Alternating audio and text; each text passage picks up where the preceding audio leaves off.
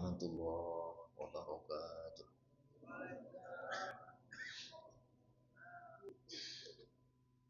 Innal hamdalillah nahmaduhu wa nasta'inuhu wa nastaghfiruh wa na'udzu billahi min syururi anfusina wa min sayyiati a'malina.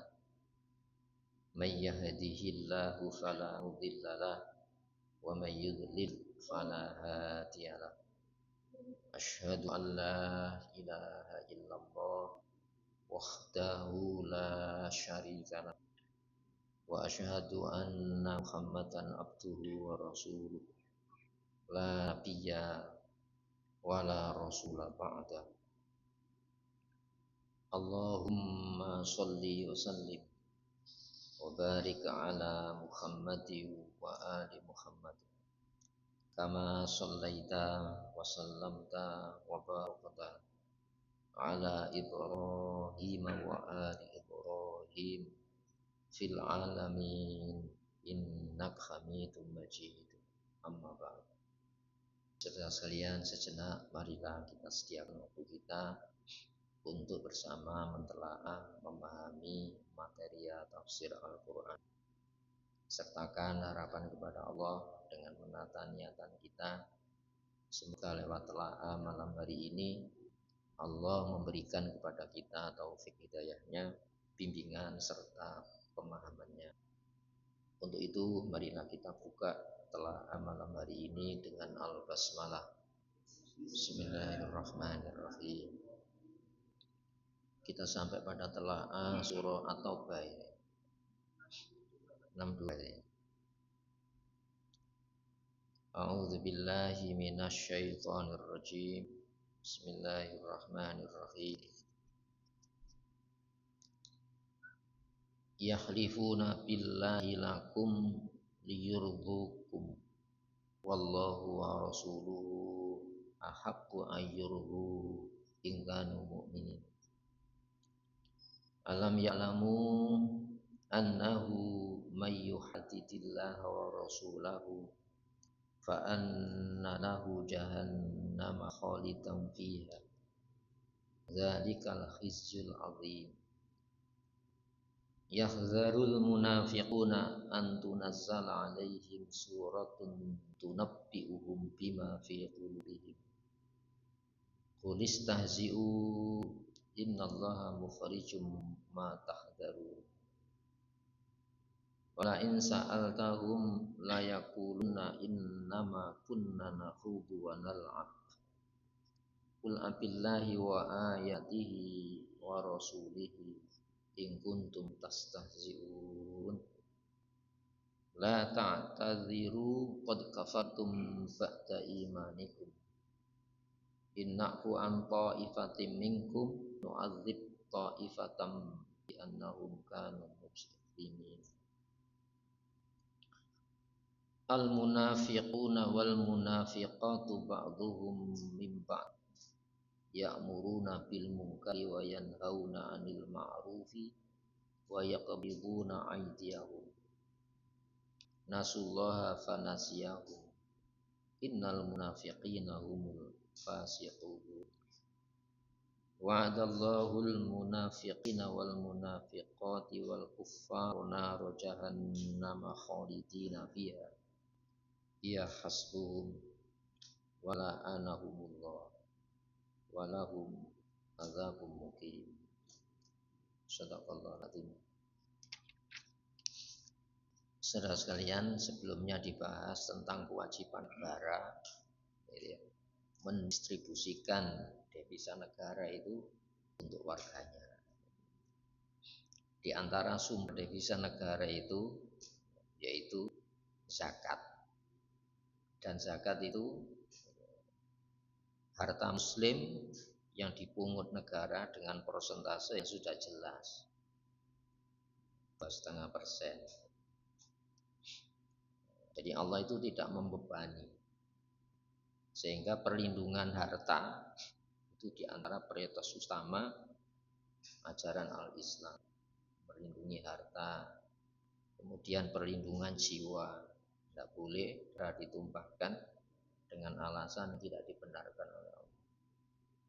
Kemudian perlindungan terhadap akal, sehingga akal ini, kesadaran itu harus dirawat.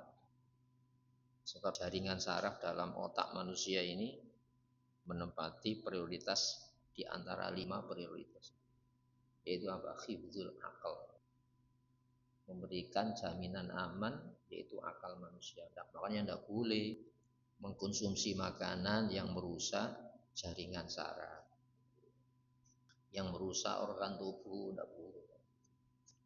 Kemudian apa? Hifdzuddin, melindungi agama.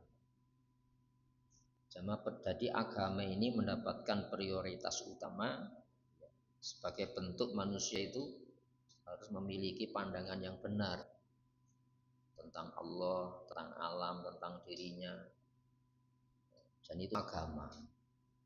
Sehingga tidak boleh muslim memaksakan sebuah keyakinan. La ikraha fiddin. Tapi harus menjelaskan qad tabayyana rusydu minal ghayy. Telah jelas mana agama yang lurus sesuai dengan keinginan hasrat manusia ingin selamat, maka diturunkan penyelamat. Supaya dalam menentukan mana yang saya jalani, mana pula yang harus tidak saya jalani, itu bukan sekedar selera, tapi diinformasikan yang bahaya oleh Allah dalam bentuk larangan, yang selamat diinformasikan dalam bentuk perintah.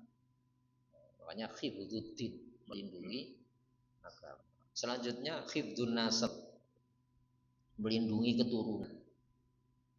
Jadi keturunan itu harus jelas, itu benih siapa, tidak boleh perzinahan. Sebab perzinahan itu merusak benih manusia, tidak jelas ya. Ini anak siapa ini tidak jelas. Padahal status ini juga menyangkut hak waris. Itu ya. Jadi 5 hal ini, apa yang pertama? Hifdzuddin, menjaga agama. Kemudian apa? Hifdzun nafas, menjaga darah, jiwa, tidak boleh. Jiwa manusia ini dirampas, dibunuh tanpa alasan yang dibenarkan. Kemudian apa? Hifdzul mal, menjaga harta. Hifdzul akal, menjaga akal, tidak boleh dirusak. Kemudian hifdzun nasab, menjaga keturunan. Itu namanya 5 prioritas utama yang mendapatkan perlindungan hukum dari Islam. Gitu ya. Maka Rasulullah SAW dikasih oleh Allah ketegasan dalam mendistribusikan harta muslim. Dari siapa yang berhak, kemudian untuk siapa yang berhak. Jadi negara ini tidak boleh semena-mena mengambil harta sementara Allah itu sudah menentukan persentasenya. Di sanalah barokah. Praktek riba tidak boleh. Sebab Allah sudah menginformasikan yamhullahu riba, Allah menutup berkah riba. Wa yurbis shadaqat, dan menumbuh kembangkan berkah sedekah. Sedekah. Nah, di sini supaya tidak tercecer ini. Ayat 60 ini masih satu bahasan ini. Innamas shadaqat, sesungguhnya sedekah. Maksudnya di sini zakat. Lil fuqara, untuk fakir. Itu fakir, orang-orang yang tidak bisa mencukupi kebutuhannya. Itu anak negara, itu warga khusus, harus mendapatkan dari devisa negara yang diambil dari zakat. Ini belum dari hasil alam. Itu fuqara siapa? Fuqara muslim, karena zakat itu tidak boleh diberikan kepada non muslim. Sebab itu harta muslim untuk jaminan kehidupan muslim. Itu ya. Wal masakin, orang-orang miskin. Itu ya. Fuqara ini bisa difahami ya, orang-orang yang tersita ya, dari bisa berbisnis, berdagang, bertransaksi secara mandiri. Nah, bisa masuk dalam fuqara ini orang-orang yang tidak bisa berupaya kecuali tersita oleh kegiatannya. Pengajar, pengajar, tidak bisa berbisnis kan, guru-guru. Sebab orang hanya memandang siapa fuqara dalam ajaran Quran. Alladzina ukhsiru fi sabilillah. Orang-orang yang tersita waktunya, kesempatan waktunya untuk berjuang di jalan Allah. Yaksabuhumul jahilu aghnia. Orang-orang yang tidak tahu menganggap dirinya orang tidak butuh. Minat ta'afuf karena apa? Dia menjaga diri dari minta-minta. Maka negara harus memprioritaskan utama orang-orang yang tidak bisa terjun dalam dunia bisnis berdagang, tidak bisa. Kan sudah terjata kan? Nah, terjata. Nah, makanya ini penting nih ya. Fuqara bukan yang minta-minta di jalan-jalan itu. Itu ya, itu jiwanya yang miskin. Tapi ada orang-orang jiwanya kaya, ya, tapi dia tidak bisa seperti orang umum terlibat dalam dunia transaksi perdagangan. Tapi dia pejuang pada ilmu. Ini penting ini ya. Konon ketika Jepang itu dibom atom, Nagasaki, Hiroshima, Kaisar Jepang ini mengumpulkan ya, pemimpin-pemimpin. Yang dikumpulkan siapa? Guru-guru. Ya, jadi guru-gurunya itu dijaga, dirawat, difasilitasi oleh negara. Ya. Tidak lama Jepang bangkit. Kenapa? Guru-guru. Itu ya. Sehingga Rasulullah sendiri menegaskan buistu mu'allimah. Aku ini diutus menjadi pendidik, tenaga pengajar. Kenapa? Ini sebuah kebangkitan kesadaran.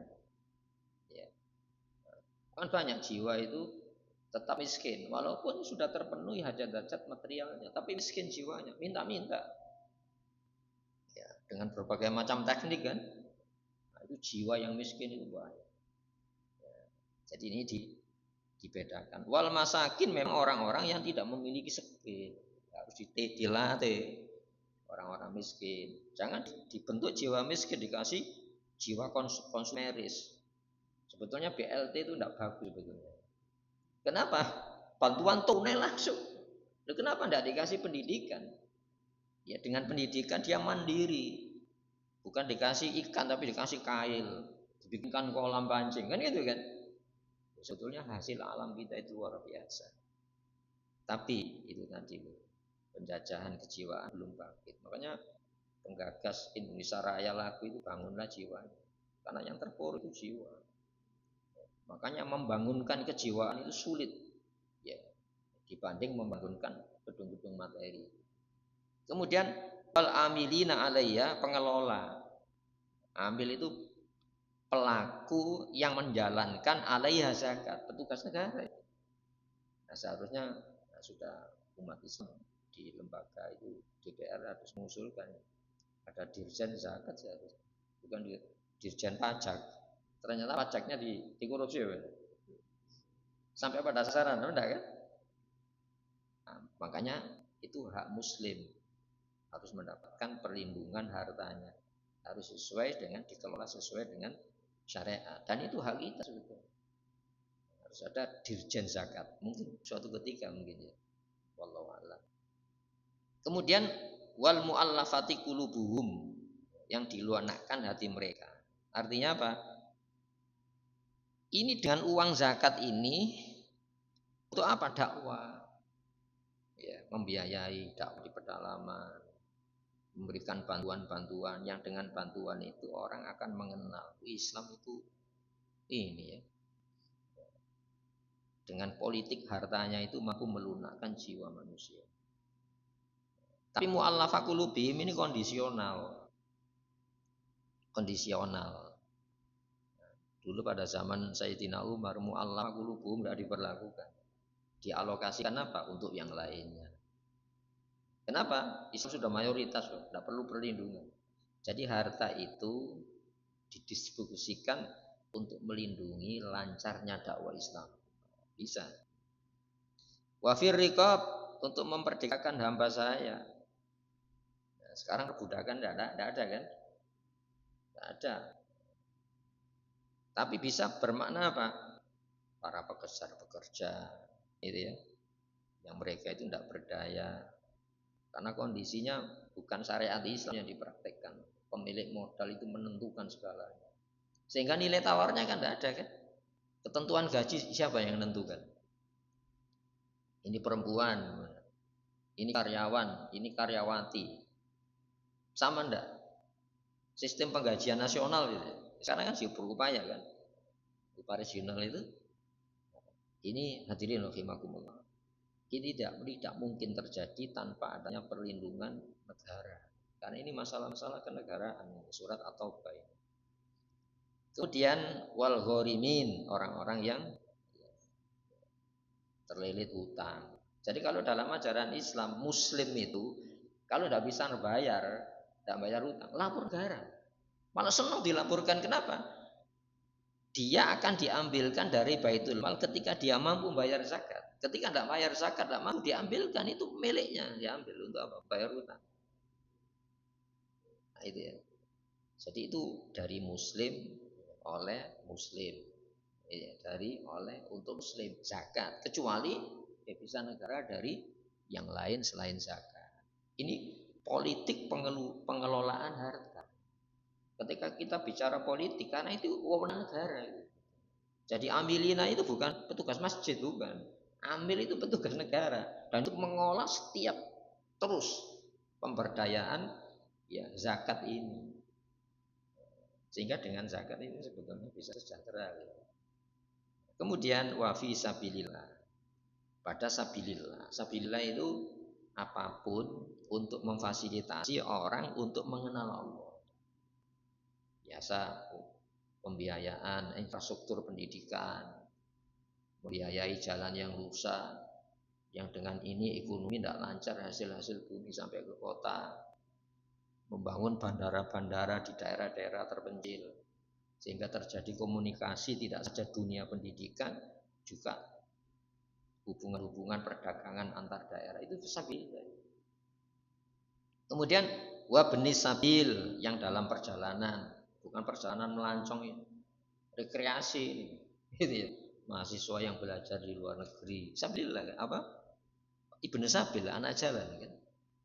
Itu dibiayai. Biaya kuliahnya ya, sampai lulus itu ya, kemudian menciptakan lapangan kerja bagi yang sudah lulus ini, itu petugas negara itu sebetulnya.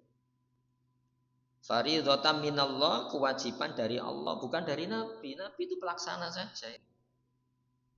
Kenapa? Masalah harta itu tidak boleh dicederai. Harta muslim diambil maupun didiskusikan sesuai keinginan seseorang, tapi dari Allah subhanallah, dari faridhatan minallah. Allahu alimun hakim. Allah itu maha tahu, diberitahu ini bahaya loh. Kalau kamu tidak kelola, kemudian didiskusikan pada tempat yang benar, bahaya. Itu. Maka hakim maha bijaksana, maka ada ketentuan hukumnya. Mengambil harta cara siapa, mendiskusikan dengan cara siapa, itu ibadah semuanya. Jadi ibadah itu bukan dikurung dalam area yang paling sempit masjid, itu di luar masjid. Di luar masjid kan. Nah, ketika di luar masjid harus ada pendistribusian sesuai dengan wewenang-wewenang petugas negara. Maksudnya itu. Ini sudah kita bahas sebelumnya. Wa minhum, di antara mereka warga negara maksudnya. Ya. Alladzina, ada orang-orang yu'dzunan nabiyya, yang menyakiti nabi. Itu ya.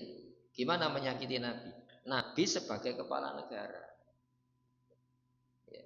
Jadi nabi itu, pada diri nabi itu rasul Allah, utusan Allah. Di saat yang sama punya wewenang mengelola itu tadi zakat, divisa negara dari zakat, dari muslim, dari hasil alam. Nah, sementara warga-warga ini siapa yang dimaksud? Orang-orang munafik. Jadi orang munafik itu hidup di wilayah hukum Islam dengan menampakkan masuk Islam seolah-olah, tapi memprovokasi warga yang lainnya untuk tidak setia kepada negara. Gitu ya. Jadi orang yang menggunting di dalam lipatan ini tadi. Makanya surat At-Taubah itu syarat dengan informasi mereka. Nah, di antara nama surat At-Taubah ini mubaksir, artinya apa? Membongkar kedok-kedok kebohongan warga negara munafik. Ini. Maka wayakuluna dengan mengatakan apa? Huwa udhunun, Nabi itu dari kata udhunun itu kan ringan.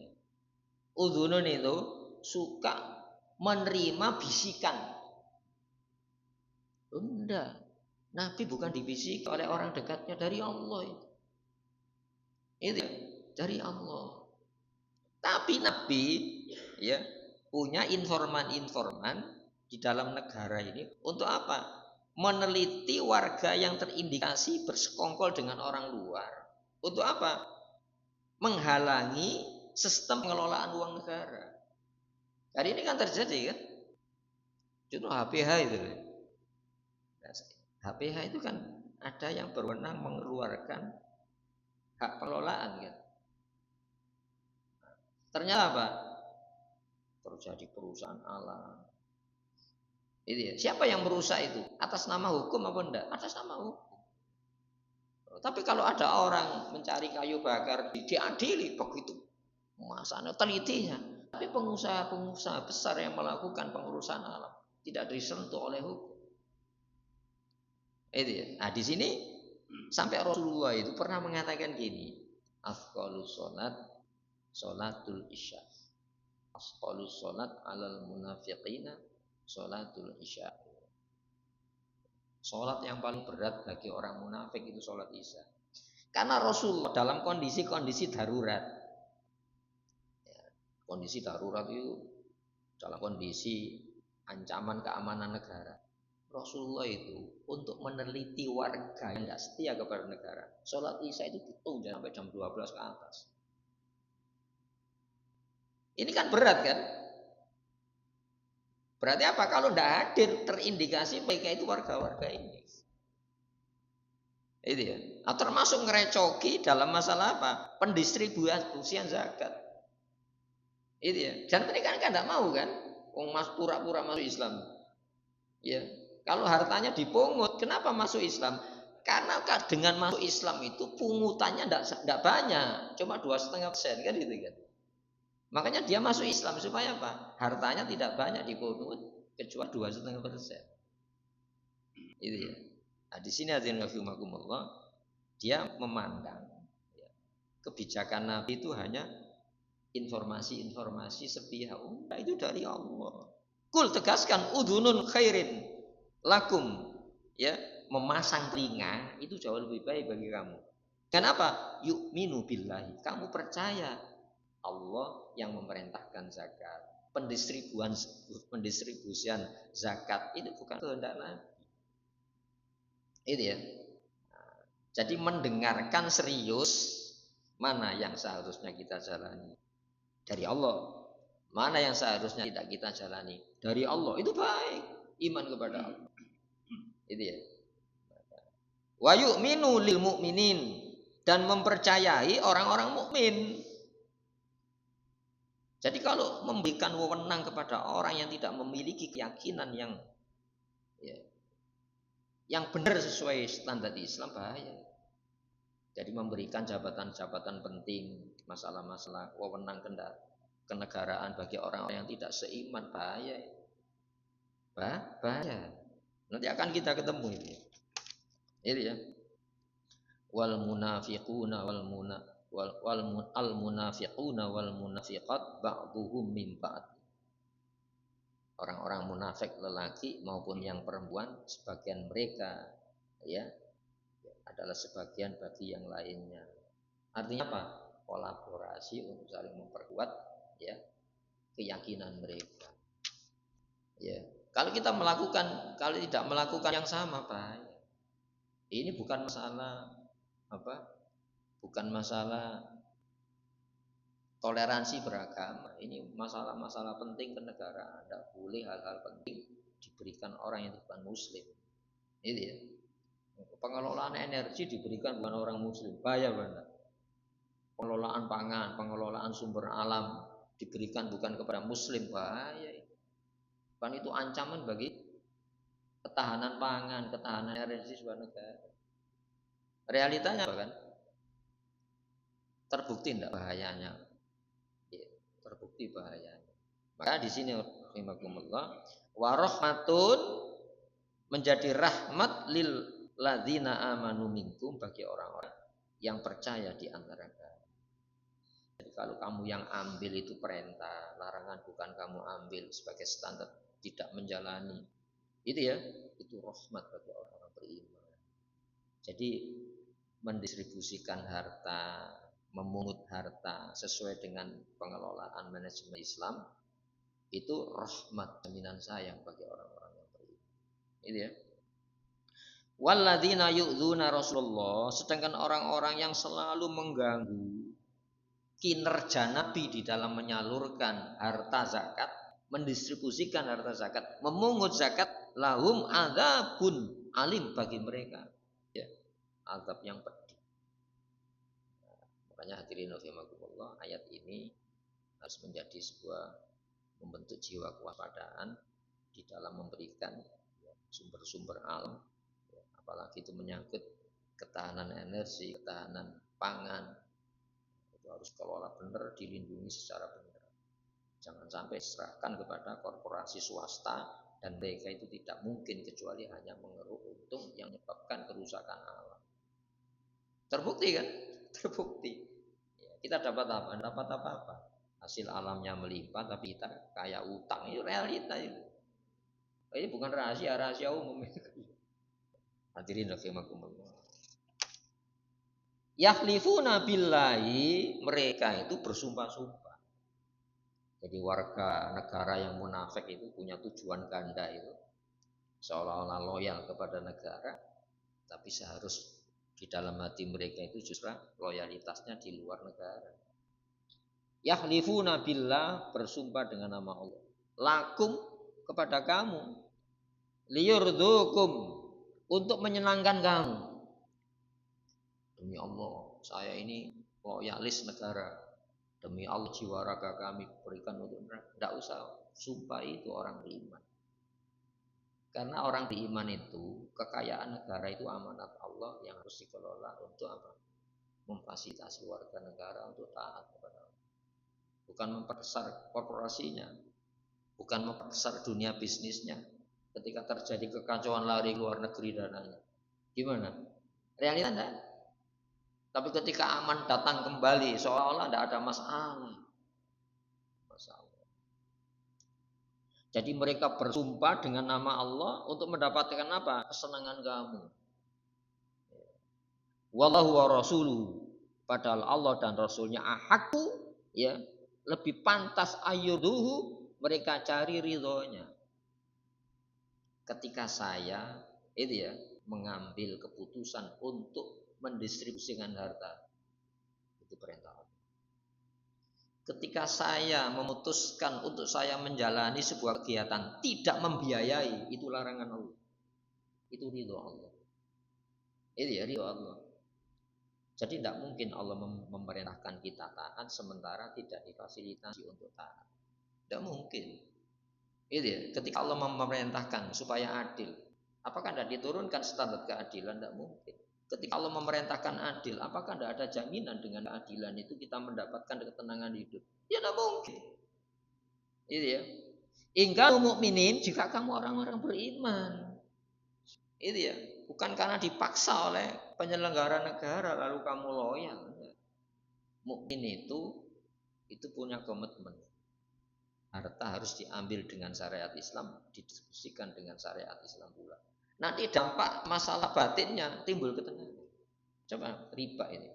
Alladzina yaquluna riba, orang-orang yang mengambil harta dengan cara riba.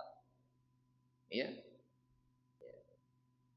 La yakumuna, mereka tidak bisa berdiri tegak illa kama yakum, seperti berdirinya orang-orang yatahabbatuhu syaitanu minal masjid, yang kesadarannya diganggu setan.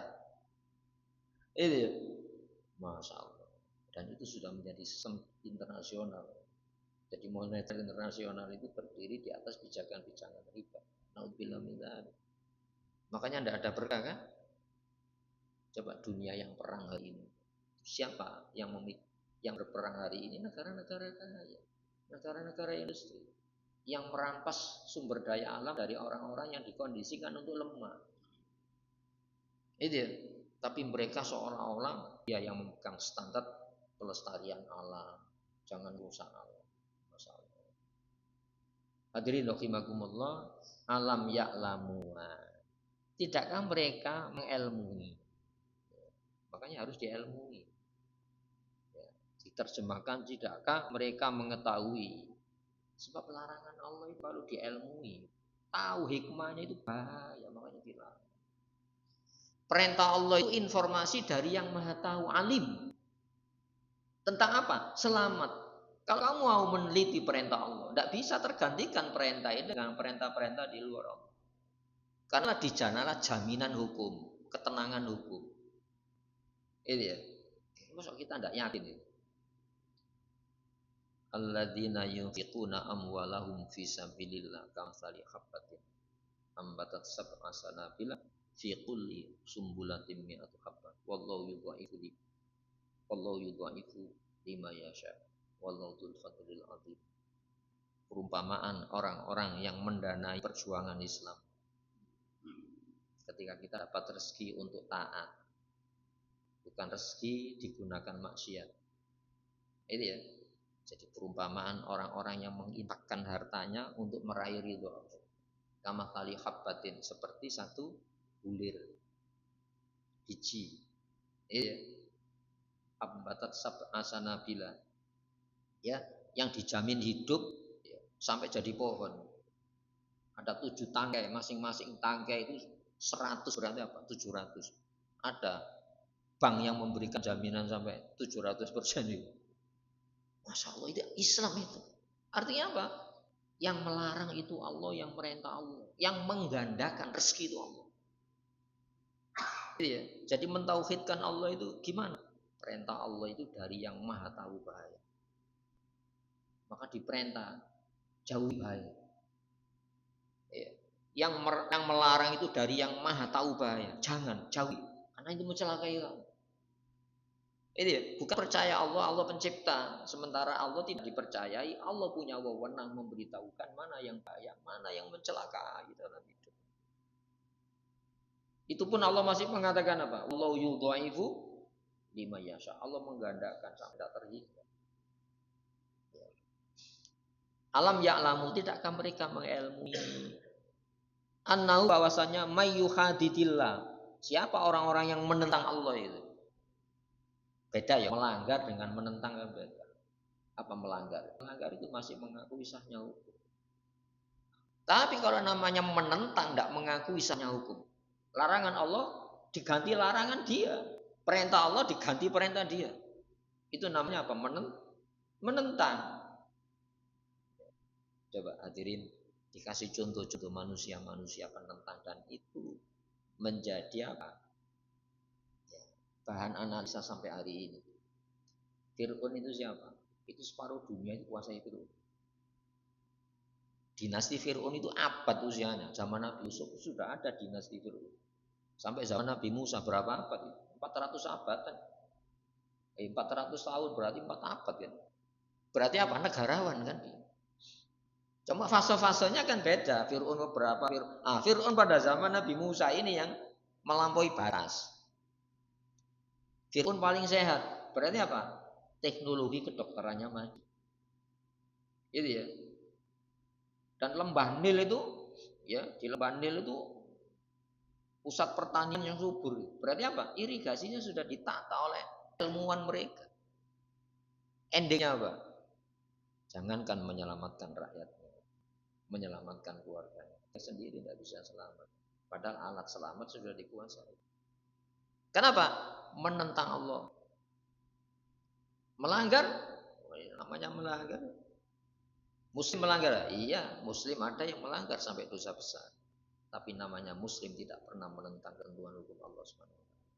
Maka jika kamu mengilmui, buktinya sudah ada. Jadi kalau kita ingin tahu benarnya Quran, yang menentang Nabi itu bukti benarnya Al-Quran. Apa terjadi pada di dunia ini? Ini ya. Maka fa'anna lahu naro jahannam, bahwasanya baginya penentang hukum tadi, menentang Allah, penentang Rasul tadi, naro jahannam, neraka jahannam. Nauzubillah min dzalik. Jadi saking panasnya dunia ini sudah diturunkan persentase radiasi neraka ini. Buktinya apa? Buktinya Mbak. Wa amma man khafa maqama rabbih jannatan. Orang-orang yang takut posisi Allah. Allah itu punya wewenang memberitahukan bahaya. Ada larangan. Mereka yang yakin tentang posisi wewenang Allah memberitahukan yang selamat, ada perintah. Takut enggak ya? Saya melarang. Yang bukan Allah larang. Apa enggak menentang itu? Saya merintah, sementara Allah tidak merintah. Apa enggak menentang itu? Melanggar iya.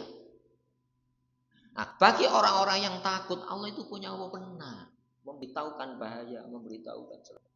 Jannatani, 2 surga. Nah, pemahaman baliknya kan gitu. Orang yang menentang Allah, 2 neraka. Neraka yang akan datang hari ini. Itu ya. Mana percaya? Buktinya yang perang hari ini. Bisa sistem mereka itu menenangkan dunia. Mengobarkan api pertempuran, api perangan. Jadi manusia ini dijadikan komunitas dagang. Produsen senjata. Dengan mesin-mesin perang. Dia mempraktekkan standar keadilan.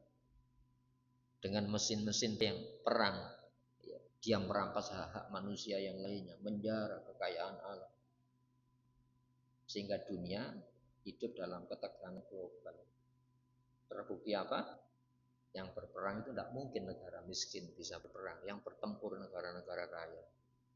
Itu ya, punya sistem militer yang kuat, punya ketahanan pangan yang kuat. Tapi itu justru sumber menjadi petaka dalam kehidupan dunia. Maka naro jahannam. Di dunia persentasenya sudah dirasakan. Khalidan fiha, kekal di dalamnya. Artinya apa? Kalau tidak kembali kepada Islam, dia akan merasakan ketegangan tidak saja dunia, kubur sampai akhirat nanti. Padahal di akhirat sehari 1000 tahun ya. Mana yang kita waspadai? Rugi dunia apa rugi akhirat? Untung dunia apa untung akhirat? Seharusnya orang berakal itu tidak takut akibat, tapi takut sebab-sebab yang mengarahkan kepada akibat itu sendiri. Yang sudah mencelakai, yang mencelakai dunia kubur akhirat sudah dilarang. Yang menyelamatkan dunia kubur akhirat sudah diperintah oleh Allah. Yang menenangkan dunia kubur akhirat sudah diperintah oleh Allah. Maka dzalikal khizyul azim, itulah kehinaan yang sebenarnya yang besar, itu kehinaan. Dunia sudah hina. Dalam surat Al-Imran kan ini. Zuribat alaihimul dhillatu aynama tuqifu illa bihablim minallahi wa hablim minan nas wa zuribat alaihimul maskana. Ditimpakan kepada mereka kehinaan di dunia ini. Dimanapun mereka berada, illa bihablim minallah, kecuali apa? Tersambung dengan Allah. Yang melarang itu Allah, sambung kamu. Yang merintah itu Allah, sambung kamu. Bukan yang merintah nafsu, yang melarang nafsu. Ya. Wa illa bihablim minallah wa hablim minan nas. Siapa an-nas itu? Orang beriman. Rasulullah yang mempraktekkan standar langit ini, bukan standar yang dibikin sama manusia. Wa ba'u bi ghadabin minallah, kembali dengan membawa murka Allah. Ya. Dan mereka ditimpa kemiskinan. Kenapa dikatakan miskin? Ya, karena mereka dengan dunianya justru menjadi sumber petaka kesedihan di dunia ini. Makanya kalau disimpulkan ini, azab itu kan macam-macam. Coraknya kan macam-macam. Intinya apa? Orang jauh dari Allah itu azab. Nikmat itu kan macam-macam kan. Coraknya macam-macam. Inti nikmat itu orang tidak jauh dari Allah. Itu ya. Saya punya keinginan, Allah punya keinginan. Tidak boleh saya ingin sementara Allah tidak menginginkan. Di mana kita tahu inginnya Allah? Allah punya larangan, Allah ingin. Jangan, larangan itu bahaya. Itu ya. Saya punya tidak ingin. Apakah tidak inginnya saya itu sinkron dengan tidak inginnya Allah? Allah punya larangan, jangan. Itu artinya apa? Allah tidak ingin. Kamu jalani. Yang Allah inginkan apa? Kamu jalani perintahnya. Itu ya. Jadi bisa disimpulkan neraka itu bisa di dunia ini. Ini bisa di dunia ini. Apakah bukan neraka kalau saya dengan istri saya dengan anak-anak saya bermusuhan, sementara saya dalam satu rumah? Neraka mana itu? Ya neraka. Ini neraka dunia sih. Skala perang itu semacam itu. Ya. Maka ya, wadzuribat alaihim maskana akan ditimpakan yang namanya kemiskinan. Miskin yang paling miskin itu jiwa. Buktinya apa? Apakah bisa korupsi itu diatasi dengan dinaikkan gaji? Bisa? Tidak bisa, itu miskin jiwa kok.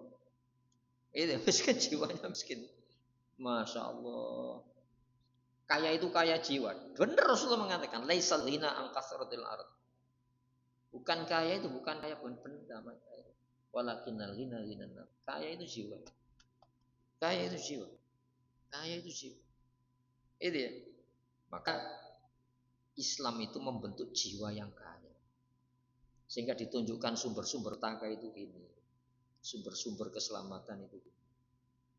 Azab itu coraknya macam-macam. Intinya apa? Kalau kamu jauh dari Allah. Itu. Nikmat itu macam-macam. Kalau kamu dekat dengan Allah itu nikmat hidup. Itu ya. Sebab Allah mengatakan, wallahu yahulu bainal mar'i wa qalbi. Allah yang mendidik seorang dengan buah hatinya.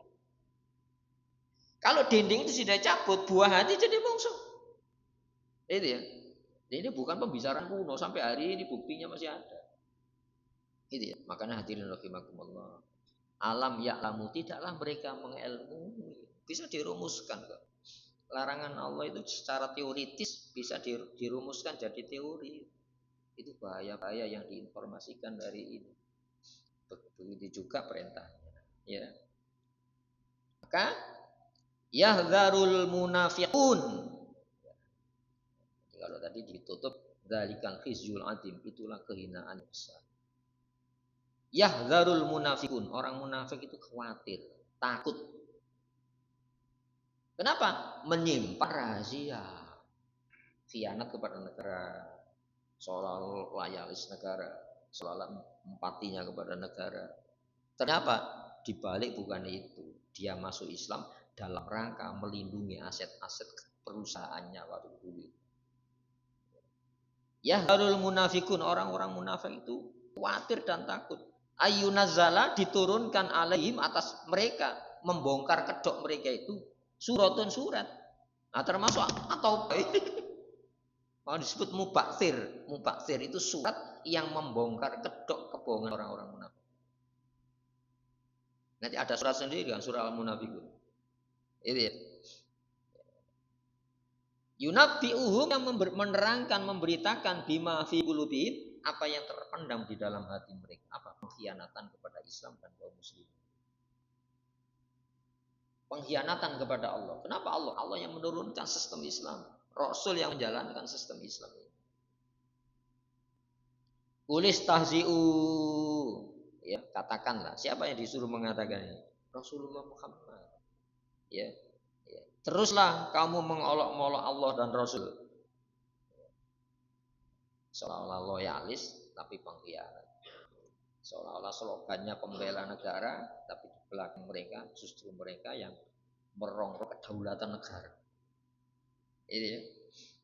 Innallaha, sesungguhnya Allah mukhrij, yang mengungkapkan, mengeluarkan matah darun, apa yang selama ini mereka khawatir dibuka. Makanya kalau kita itu ngaji Quran tahu. Itu mereka, ini gaya mereka, ini strategi mereka tahu. Itu ya, Masya Allah. Wala in sa'alahum, jika kau tanyakan kepada mereka, kenapa sih kamu mendua? Lesan mengatakan ya, loyalitas, kesetiaannya kepada negara, ya, tapi di belakangnya kamu bersekongkol untuk merusak sistem negara ini. Layakuluna, mereka menjawab, innama kunna nakhudhu wa nal'ab. Kami hanyalah bergurau dan bermain-main. Itu tidak bisa. Itu ya. Makanya hadirin rahimakumullah, ya. Tidak mungkin kaum muslimin tertipu dalam satu lubang untuk kedua kali. Nabi mengatakan gitu. Ya layul dahul mu'min fi syufrin wahid marratain.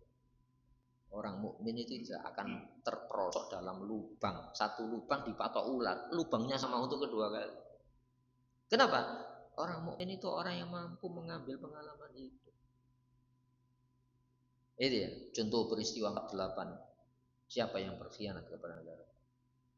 Itu ya, baru merdeka itu dikhianati 48. PKI kan 65 berdiri terjadi lagi. Jangan kedua kali. Orang mukmin tidak akan terpatuk dalam satu lubang ular untuk dua kali. Dua kali saja enggak. Ini 3 kali. Bahaya enggak? Hadirin rahimakumullah. Nauzubillah min dzalik. Maka apakah dalam masalah ini kamu main-main dan sendakura? Kul, tegaskan dari Muhammad, abillahi, terhadap Allah wa ayatihi dan Al-Quran wa rasulihi, rasul yang membawakan Quran ini, kuntum tastaziun, kamu berolok-olok. Di antara berolok-olok gini nih, Al-Quran ini kita yakini sebagai konsep langit. Apa ndak olok-olok ya? Iya. Oh ini terbelakangan. Kita pada zaman peradaban modern masih percaya Al-Quran. Yang ngomong muslim kadang-kadang. Kalau kita mengikuti ajaran Quran setback ke belakang, menuduh Quran menciptakan keterbelakangan kan. Padahal pendiri negeri ini para ulama. Itu ya. Siapa Diponegoro? Siapa Pangeran Antasari yang mengusir penjajah? Ayo coba. Bukan ulama, ulama. Hadirin rahimakumullah, maka sosiolog Ibnu Khaldun itu mengatakan ini. Sebuah bangsa ini akan mengalami fase-fase regenerasi. Didirikan oleh apa? Generasi perintis. Coba generasi perintis luar biasa perjuangannya kan. Pak Dirman itu sakit, ya paru-parunya rusak sebelah, tapi mimpin perang. Itu ya. Siapa lawannya Pak Dirman? Jenderal Simursur. Itu ya, depresi menghadapi teori perangnya Pak Dirman. Itu ya, Masya Allah Pak Dirman. Sakit mimpin perang, gimana? Duduk tidak bisa terlentang mimpin perang. Ada jenderal semacam, cari. Bandingkan dengan jenderal-jenderal yang membackingi eksplorasi yang perusak-perusak lingkungan itu. Bukan jebolan akademi militer Pak Dirman itu. Generasi perintis ya semacam itu. Kita pernah punya presiden ya, darurat pemerintahan ya, darurat Republik Indonesia PDRI, tidak pernah disebut dalam sejarah. Safruddin Prawira Negara, pemimpin negara kita yang sudah ditanggapi oleh Belanda ya, secara de jure Indonesia sudah ada. Indonesia mendirikan pemerintahan darurat di pedalaman Sumatera Barat, Pak Dirman sama Safruddin Prawira Negara. Ketika sudah kondisi aman, mandat itu diserahkan kembali. Presiden ya, serahkan kembali mandat pemerintahan darurat. Sekarang berebut apa enggak jabatannya? Masya Allah, hadirin rahimakumullah. Makanya Ibnu Khaldun mengatakan generasi perintis. Kalau enggak hati-hati nanti akan generasi pembangun. Pembangun Pak Harto masih bangun kan? Pasca Orde Lama bangun. Ya. Generasi yang nomor 3 ini bahaya. Apa? Generasi penikmat. Hanya apa? Mampu berbagi ya hasil-hasil alam ini, eksplorasi. Yang dulu penjajah diusir generasi perintis, sekarang diundang oleh anak cucunya kembali. Nauzubillah min. Nomor 4 ini lebih bahaya, generasi perusak. Terjadi mana? Ini sosiolog muslim ya. Bukunya masih ada, Muqaddimah itu. Bukan Auguste Comte itu ya. Itu Ibnu Khaldun menganalisa ya, bangsa dibentuk 4 generasi. Makanya harus punya konsep yang benar. Hadirin rahimakumullah. Kita berbicara Al-Quran semacam ini bukan tanpa bukti yang terjadi.